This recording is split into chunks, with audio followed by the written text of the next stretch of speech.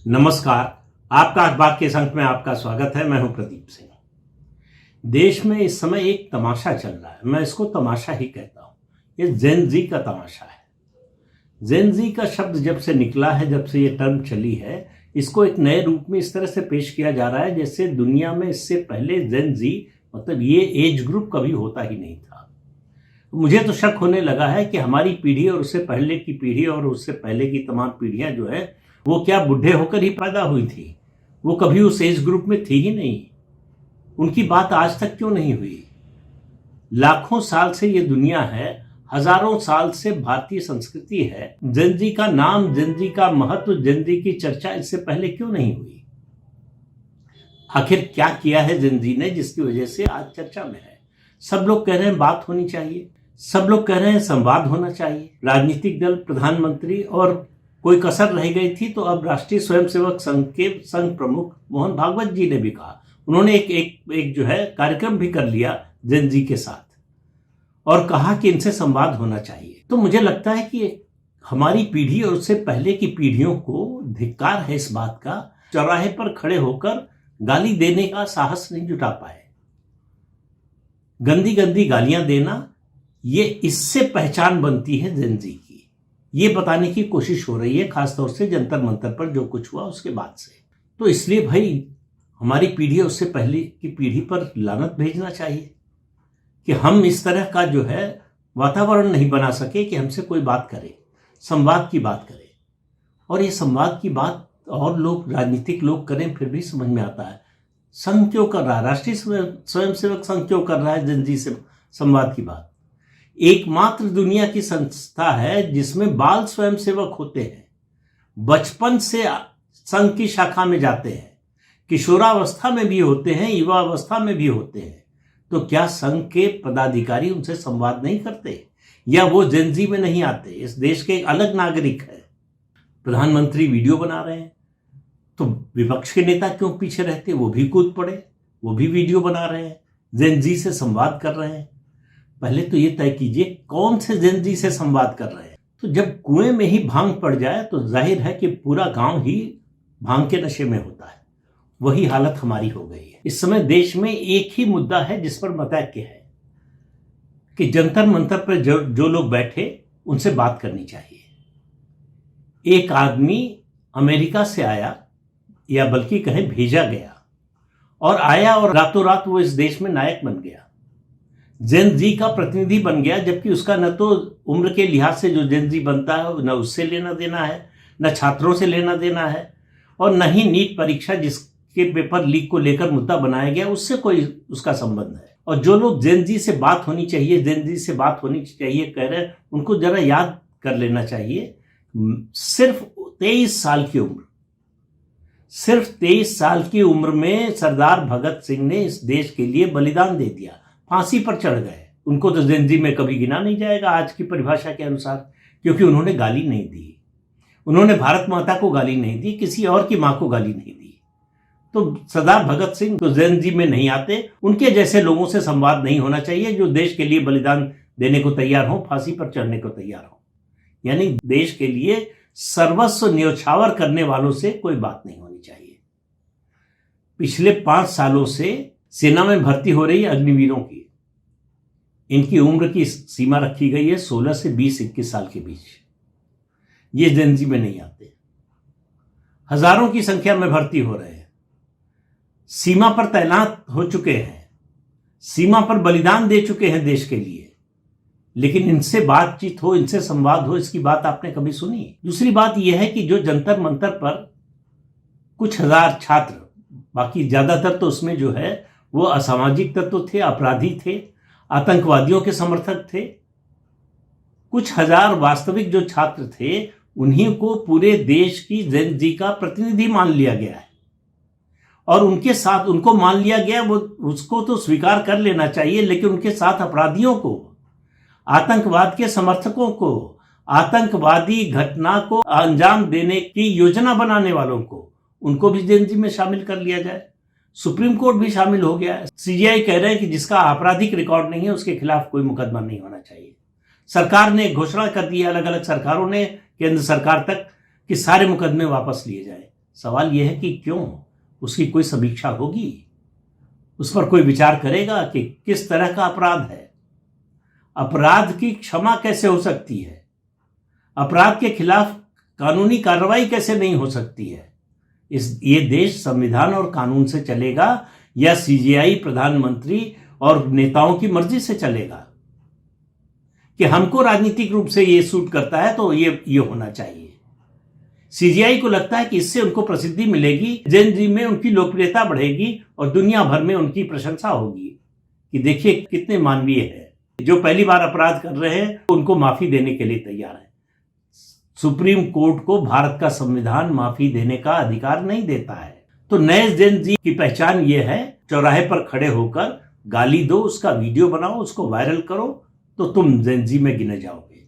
तब तुमसे सरकार भी बात करेगी, तब तुम्हारे प्रति सुप्रीम कोर्ट ऑफ इंडिया भी सहानुभूति दिखाएगा, सारे राजनीतिक दल तुम्हारे साथ खड़े होने को, फोटो खिंचवाने को तैयार हो जाएंगे, तुमसे बात करने को तैयार हो जाएंगे। अब ये अमेरिका रिटर्न अभिजीत दीपके, इसकी क्वालिफिकेशन क्या है, इसकी समझ क्या है देश के बारे में, देश के अतीत के बारे में, देश की संस्कृति और सभ्यता के बारे में, उसकी समझ क्या है, उसकी सोच क्या है, किसी को मालूम है? और तो और छोड़िए, वर्तमान में देश की क्या अवस्था है, देश का किस तरह का सम्मान है दुनिया के और देशों में, इसकी कोई समझ उस व्यक्ति को है या उसके साथियों को है? एक ही काम मैं समझता हूं कि उसने बहुत अच्छा किया है, जो पार्टी का नाम रखा है कॉकरोच जनता पार्टी।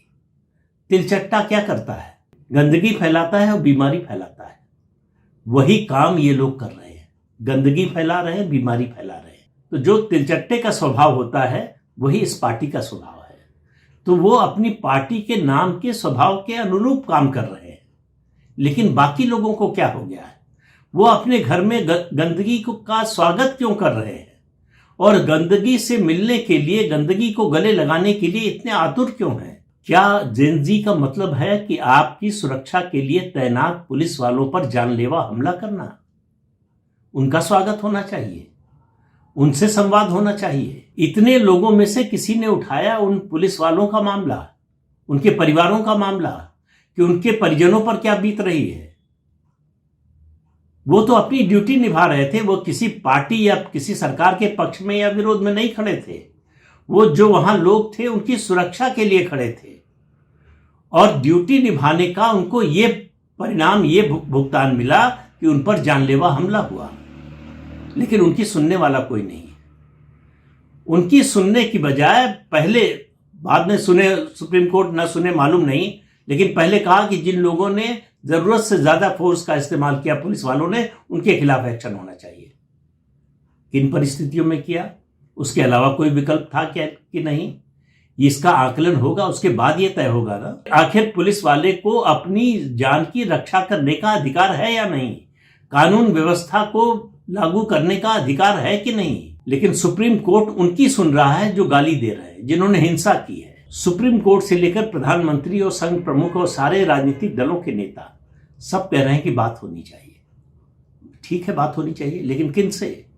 जो कानून हाथ में लेते हैं, जो रक्षा करने वाली पुलिस पर जानलेवा हमला करते हैं, जो गालियां देते हैं, जो अपने साथ खड़े अपराधियों की आलोचना करने को भी तैयार नहीं होते, उनको अपने आंदोलन से अलग करने को भी तैयार नहीं होते। तो पूरी व्यवस्था इन लोगों को बचाने के लिए पतली गली खोज रही है कि अरे भाई बच्चे हैं, इनकी बात नहीं सुनेंगे तो किसकी बात सुनेंगे? जेन जी की बात सुननी चाहिए, जेन जी की बात सुननी चाहिए, इसमें किसी को एतराज नहीं हो सकता। क्यों परेशानी होगी? देश के किसी नागरिक से बातचीत करने में क्यों परेशानी होनी चाहिए?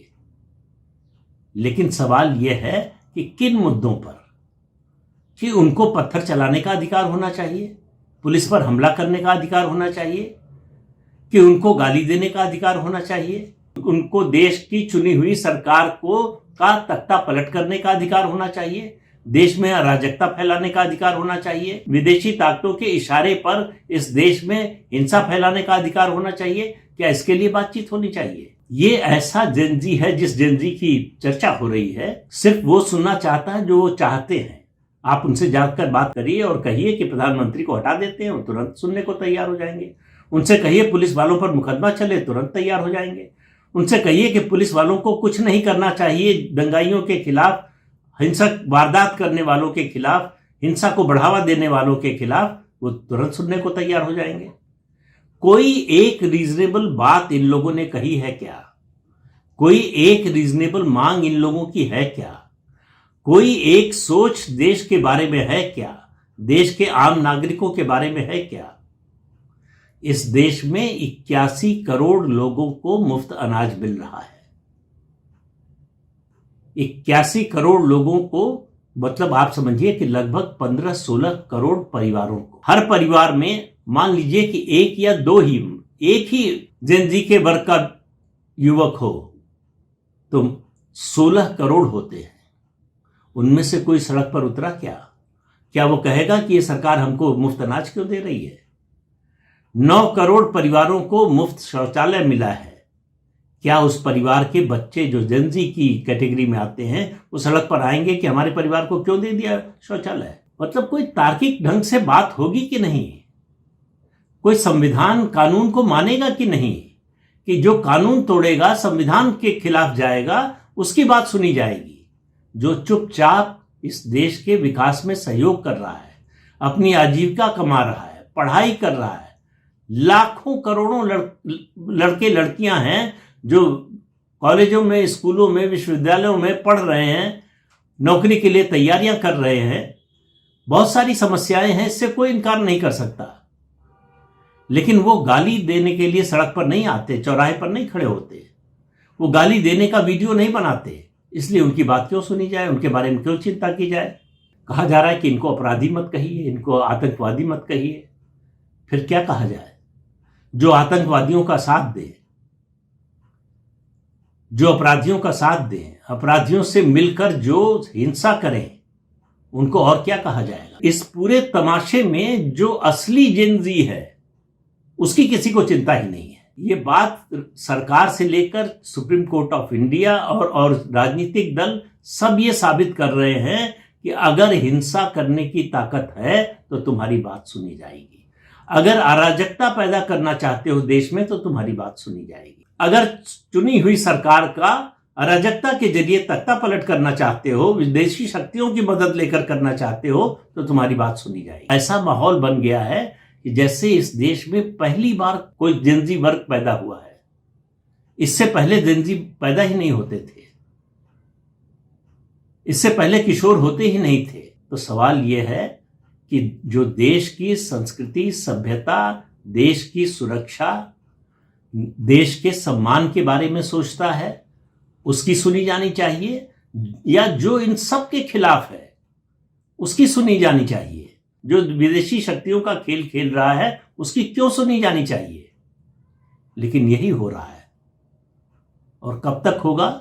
जब तक असली जेनजी सड़क पर उतरकर नहीं आएगा कि भाई हमारी ओर देखो, हम हैं असली, नक्कालों से सावधान, असली जेनजी हम हैं। सारा सिस्टम मिलकर ऐसा माहौल बना रहा है कि असली जेनजी मजबूर हो अपनी बात कहने के लिए, सड़क पर आकर कहने के लिए। क्योंकि आज की व्यवस्था सड़क पर जो आता है उसकी सुनती है।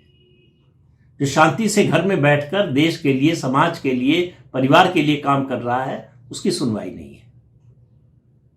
उसकी समस्या क्या है ये जानने की कोशिश नहीं है। तो इस अंक में इतना ही। अगले अंक में फिर मिलेंगे किसी नए मुद्दे के साथ। तब तक के लिए अनुमति दीजिए। नमस्कार।